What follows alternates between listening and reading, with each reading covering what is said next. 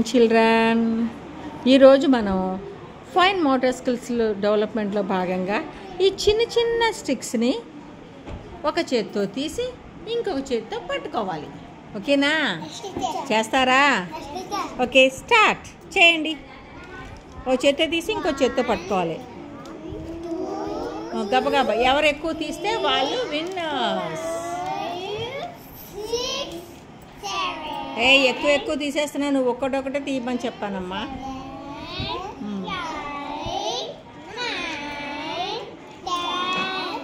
Very good.